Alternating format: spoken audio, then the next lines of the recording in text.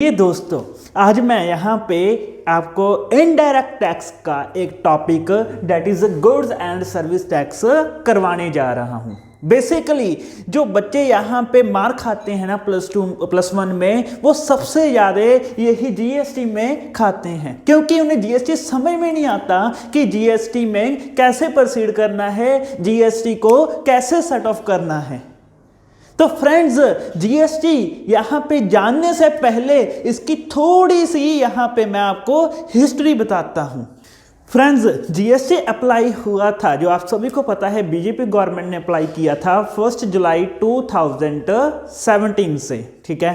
तो हुआ क्या, जब ये जीएसटी आया, पहले थे बहुत सारे टैक्स। पहले इनडायरेक्ट टैक्स के बहुत से बच्चे थे। कौन कौन से बच्चे थे? एक्साइज ड्यूटी था, सीएसटी था, कस्टम ड्यूटी था, वैट था, और भी कितने पता नहीं टैक्सेस थे। उन सभी बच्चों को मर्ज करके एक बच्चा बना दिया। यहाँ पे excise duty, CST, custom duty and VAT को मर्ज करके, और जितने भी टैक्सेस थे, मैंने सभी के नाम नहीं लिखे यहाँ पे, एक ही टैक्स यहाँ पे बन गया, that is goods and service tax. Friends, इस जीएसटी का स्लोगन क्या था? That is one nation one tax. हमारा एक देश है तो एक ही टैक्स हमारा होना चाहिए। तो पहले तो मैं आपको डेफिनेशन करवाता हूं। डेफिनेशन करने से पहले एक इंफॉर्मेशन देनी चाहता हूं। फ्रेंड्स, अगर आपने इस चैनल को सब्सक्राइब नहीं किया तो सब्सक्राइब कर दीजिए, ताकि हर एक वीडियो की नोटिफिकेशन आपको मिलती रहे। उसके लिए बेल आइकन नोटिफिकेशन भी दबा दीजिए, एंड इस वीडियो को लाइक करना ना भूलना। ये प्रोसीड करते हैं हम। Goods and service tax is देखो क्या है गुड्स एंड सर्विस टैक्स? क्या है? Comprehensive indirect tax. Comprehensive means कि सभी टैक्सेस को प्लस करके एक टैक्स आ गया। ये एक ऐसा टैक्स है जिसमें excise duty, CST, custom duty, VAT and और पता नहीं कितने टैक्सेस थे। जितने भी टैक्सेस थे वो सब कुछ यहाँ पे अबॉलिश करके एक ही टैक्स बन गया, दैट इज कॉम्प्रिहेंसिव। मीन्स बहुत बड़ा टैक्स है जिसमें सभी टैक्सेस आए हुए हैं। Okay, levied charge at the prescribed rate. Rate कौन सा, किस रेट पे लगते हैं? वो रेट किस में लिखे हुए हैं? जीएसटी एक्ट में लिखे हुए हैं। वैसे वैसे ही चार्ज होता है GST. Prescribed rate each the supply. Supply यहाँ पे क्या किसको कहा गया है?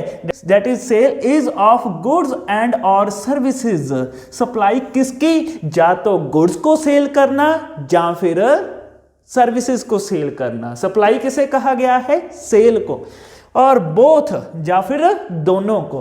बाय और आर रजिस्टर्ड टैक्स पेयर। जो बंदा इसे सप्लाई करेगा वो एक रजिस्टर्ड टैक्स पेयर होना चाहिए। वो उसकी रजिस्टर्ड फर्म होनी चाहिए, जीएसटी नंबर उसके पास होना चाहिए, तभी जीएसटी उस पर अप्लाई किया जाएगा। ओके, चलिए आगे प्रोसीड करते हैं। सर, ये तो हो गया हमारा जीएसटी का मीनिंग।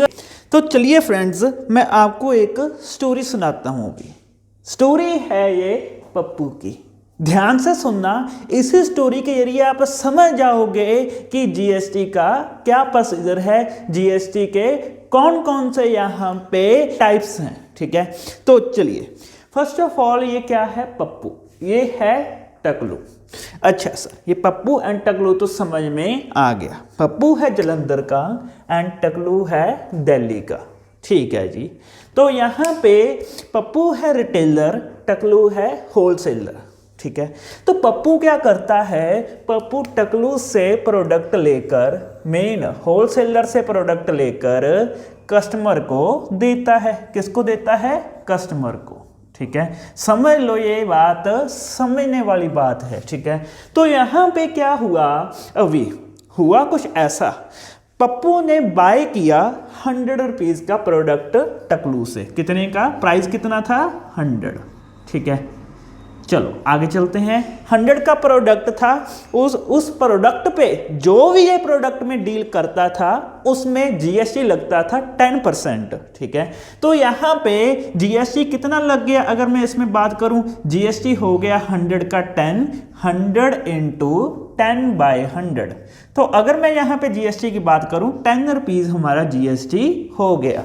उसके बाद अगर मैं बात करूँ यहाँ पे 100 रुपीज़ प्राइस है, जीएसटी बन गया 10 रुपीज़। तो ये पप्पू जो होलसेलर में से प्रोडक्ट लेकर आया वो पप्पू को कितने का पड़ गया, 110 का। ठीक है, इसने क्या किया, इसने इसको पैसे दिए, प्रोडक्ट ले आया। प्रोडक्ट था 100 का, 10 जीएसटी, 110 उसने दिया टकलू को। किसने, पप्पू ने। ठीक है, अभी हुआ क्या, पप्पू ने करना था कस्टमर को सेल।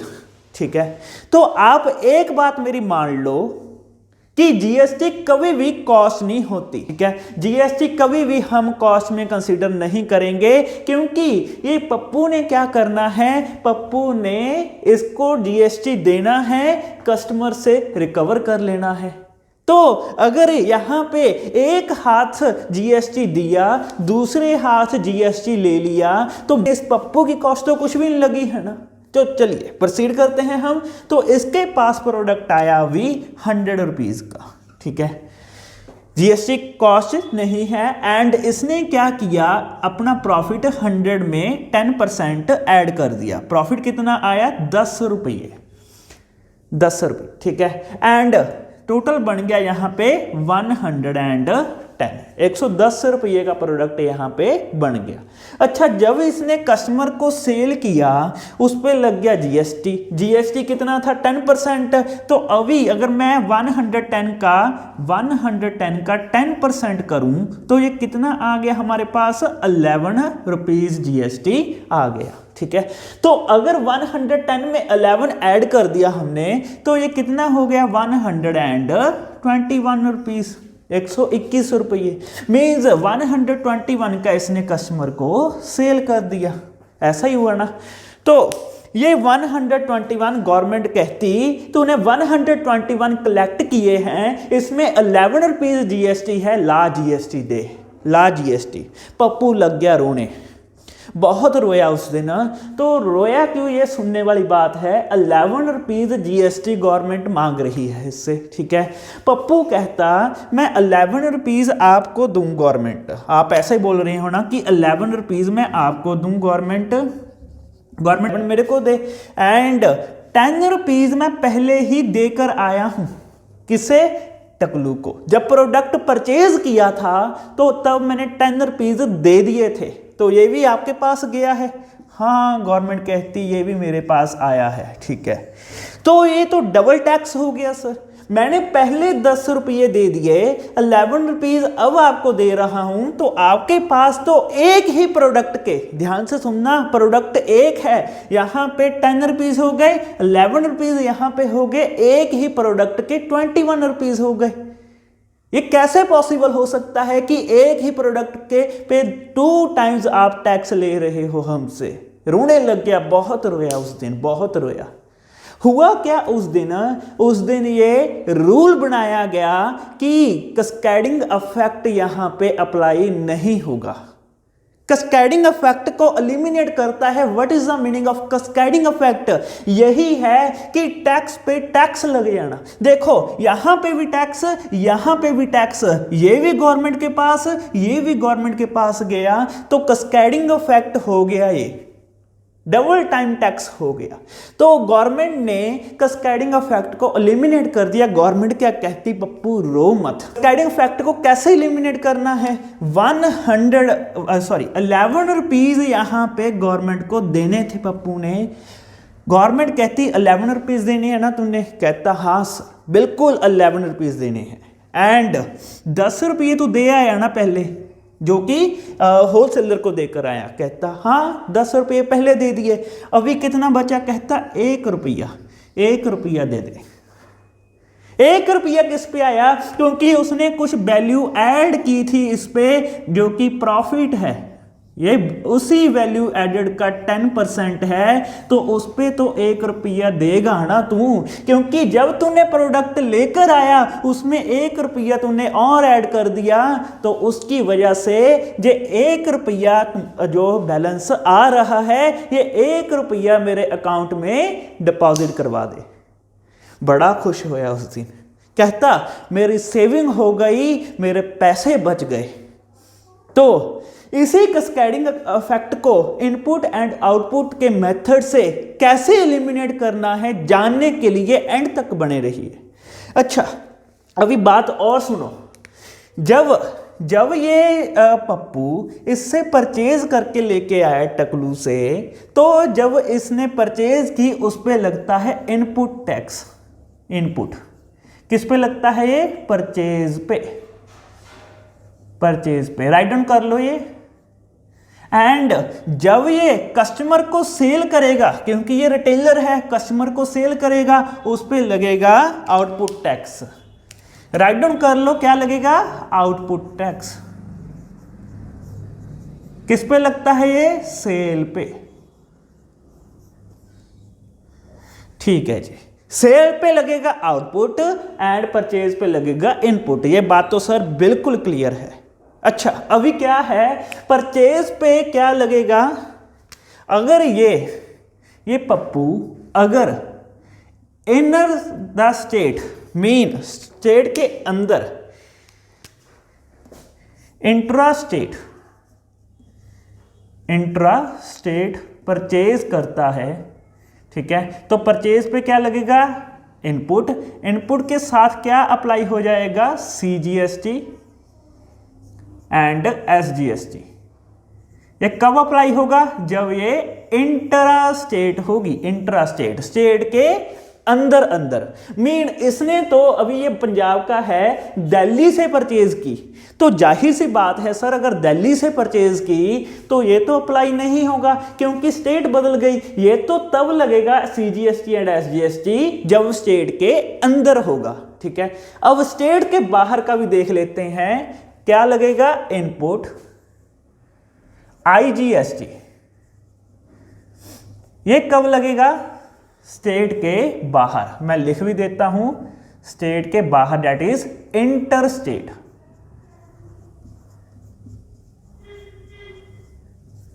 अच्छा, सिमिलरली अगर मैं यहां पे बात करूं आउटपुट की, आउटपुट किस पे लगता है? सेल पे। ओके, एंड ये सेल पे अगर ये सेल करता है outside the state, mean inter state के बाहर, तो क्या लगेगा यहां पे?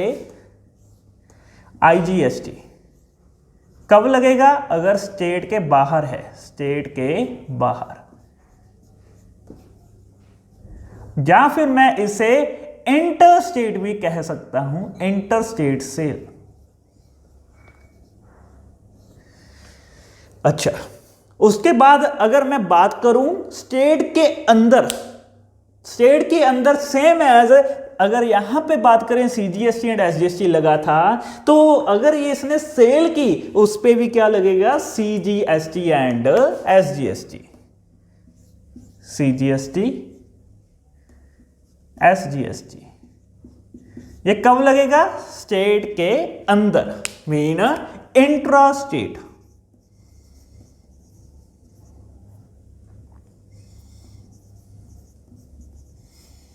मीन अगर ये स्टेट के अंदर ही सेल करता है तो उसका जो टैक्स है, CGST means central goods and service tax and SGST means state goods and service tax.